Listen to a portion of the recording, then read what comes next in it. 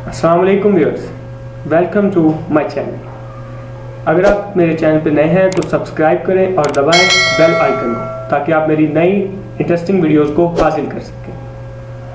हम पढ़ रहे थे बायोलॉजी के बारे में। लास्ट टाइम हमने टिश्यूज़ को पढ़ा। अब हम नेक्स्ट चैप्टर स्टार्ट करने वाले हैं जो है सेल साइकिल का चैप्टर। सेल साइकिल क्या होता है? सेल के बारे में पढ़ लिया हमने कि सेल क्या होता है, सेल के अंदर क्या क्या चीज़ें होती हैं। अब हम पढ़ने जा रहे हैं कि सेल का साइकिल क्या होता है। मतलब अगर हमारी बॉडी बनी है तो ये कॉम्प्लेक्स ऑर्गेनिज्म जो होते हैं, अब ये एक सेल तो इसमें नहीं बनी है, तो कितने सेल से बनी है? तो अगर ज़्यादा सेल से बनी है तो वो ज़्यादा सेल किस तरह बने हैं, तो क्या सेल साइकिल है, उसको हम स्टडी करने जा रहे हैं। हम ये भी जानते हैं कि हमारे बॉडी में कितने तरह के, दो तरह के सेल्स होते हैं, जर्म सेल्स और सोमैटिक सेल्स। जर्म सेल्स को क्या होते हैं और उनका सेल साइकिल को क्या कहते हैं, और सोमैटिक सेल क्या होते हैं और उनके सेल साइकिल को क्या कहते हैं। सोमैटिक सेल जो होते हैं वो हमारी बॉडी के जो सिंपल सेल्स हैं, जो यहाँ पे हैं, यहाँ पे माउथ, एवरीथिंग, वो सारे सेल्स को क्या कहते हैं? Somatic cells. जर्म सेल क्या होते हैं? जर्म सेल वो सेल्स होते हैं जिनसे न्यू ऑर्गेनिज्म बनता है, जैसे कि स्पर्म्स हो गए और एग हो गए, तो इन सेल्स को क्या कहेंगे? Germ cells. सेल साइकिल क्या होता है? Cell cycle series of events है जो जब एक सेल बनता है तब से लेके उसके डिवाइड होकर आगे सेल बनाने तक जो पूरा एक प्रोसेस होता है उसको हम क्या कहते हैं? Cell cycle. मतलब कि एक सेल है तो वो डिवाइड होकर उसने दो बनाए, फिर वो दो ने अलग-अलग डिवाइड होकर चार बनाए, 4 से 8, इसी तरह सो ऑन। इस तरह इस पूरे प्रोसेस को कहते हैं, एक सेल के पैदा होके बनने से लेके उसकी ग्रोथ, फिर उसके आगे डिवाइड होने तक सारे प्रोसेस को कहते हैं सेल साइकिल। सेल साइकिल, अब इसमें 2 मेजर फेसेस आ जाती हैं सेल के साइकिल में।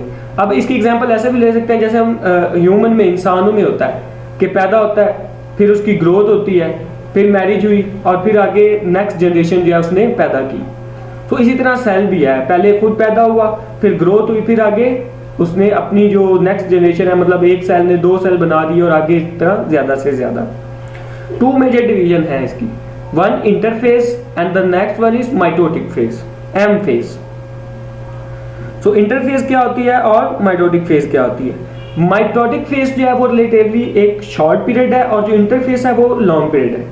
जब एक सेल बनता है उस तब से लेके उसके डिवाइड होके 2 बनने तक जो सारा एक होता है, डिवाइड होने से पहले तक जो सारा एक प्रोसेस, उसको हम इंटरफेज कहते हैं। और माइटोटिक फेज है जो डिवीजन की फेज है।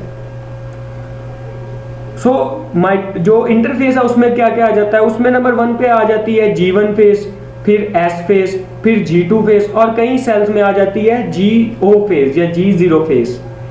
G1 फेज क्या होती है? G1 फेज जैसे ही सेल प्रोड्यूस होता है उसके बाद से लेके आगे जो चलती है उसको क्या कहते हैं? G1 phase. G1 फेज में क्या होता है कि जो है सेल अपनी प्रोटीन की सप्लाई इंक्रीज कर देता है। इंक्रीज करने से क्या होगा कि उसके अंदर ऑर्गेनेलीज जो हम लास्ट लेक्चर में पढ़ रहे हैं, माइटोकॉन्ड्रिया, राइबोसोम, गोल्गी एपरेटस, सब उनको क्या डुप्लीकेट कर लेता है, मतलब 1 से 2 बन जाती है। माइटोकॉन्ड्रिया एक है, एक उसके साथ बन जाएगा, 2 हो जाएंगे। इसी तरह गोल्गी एपरेटस, इसी तरह राइबोसोम, इसी तरह एंडोप्लाज्मिक रेटिकुलम, इसी तरह सारे जो ये डिवीजन है ये 1 से 2 जो है वो बन जाती है। ये सब कुछ किस में होता है? ये G1 फेज में होता है। This phase is also marked by the production of various enzyme. मतलब इस फेज में वेरियस एंजाइम्स भी बनते हैं जो क्या होता है, जो नेक्स्ट जो S फेज है उसमें यूज होते हैं, तो वो एंजाइम भी इसमें बनते हैं। अब ये G1 फेज में ये हमें पता चल गया कि इसमें क्या होता है कि डुप्लीकेशन होती है। नेक्स्ट आ गई S फेज। S फेज में क्या होता है कि ये इसमें अपना जेनेटिक मटेरियल जो होता है ना, जिसके ऊपर सारी इंफॉर्मेशन होती है कि किस तरह डिवाइड होना है, क्या चीज बननी है, क्या चीज, उस जेनेटिक मटेरियल को, क्रोमोसोम को क्या करता है? डुप्लीकेट करता है। मतलब एक है तो उसको क्या 2 बनाएगा। अब ईच क्रोमोसोम होता है वो कंसिस्ट हो जाता है 2 सिस्टर क्रोमेटिड्स, मतलब एक ये होता है और दूसरा इस तरह उसके साथ अटैच हो जाता है, तो ये क्या करता है? क्रोमोसोम को डुप्लीकेट करता है। अब नेक्स्ट फेज आ गई जिसे हम क्या कहते हैं? G2 phase. G1 phase, S phase और G2 फेज। G2 फेज में क्या होता है कि वेरियस जो है प्रोटीन इसमें और भी बनती है, वो प्रोटीन बनती है जो माइटोटिक फेज में, M फेज में यूज होनी होती है। वो तमाम की तमाम प्रोटीन जो है वो G2 फेज में बन जाती है। और मेनली ये स्पिंडल फाइबर वगैरह बनाने में जो प्रोटीन यूज होती है वो G2 फेज में बनती है। और फिर G2 फेज के बाद जो है नेक्स्ट आ जाता है जिसमें क्या M फेज में सेल एंटर हो जाता है, इंटरफेज खत्म हो जाती है, माइटोटिक फेज स्टार्ट हो जाती है।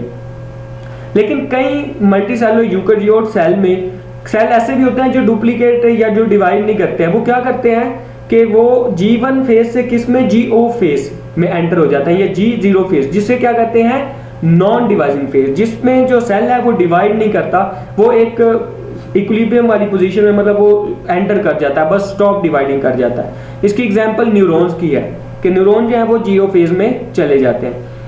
और कुछ ऐसे भी सेल्स हैं जो परमानेंटली GO फेज में चले जाते हैं, बिल्कुल डिवाइड होते ही नहीं है, जैसे कि लिवर और किडनी के हैं। और कुछ सेल जो ऐसे हैं वो थोड़े से टाइम के लिए GO फेज में जाते हैं, डिवाइडिंग रोकते हैं, लेकिन फिर डिवाइडिंग स्टार्ट कर देते हैं, जैसे कि एपिथेलियल सेल।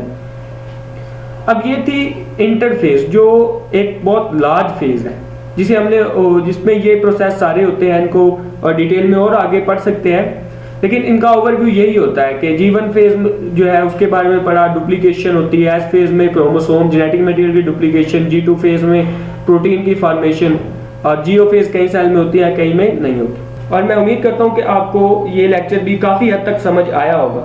सो तमाम स्टूडेंट के लिए मोस्ट इंपॉर्टेंट है ये टॉपिक। सो इस और इंटरेस्टिंग टॉपिक्स को लेने के लिए, हासिल करने के लिए सब्सक्राइब करें और बेल आइकन को दबाएं ताकि आपको ये सारी इंफॉर्मेशन वो हासिल होती रहे और आप अपने पेपर्स में टेस्ट में इनसे फ़ायदा उठा सकें। Thank you very much.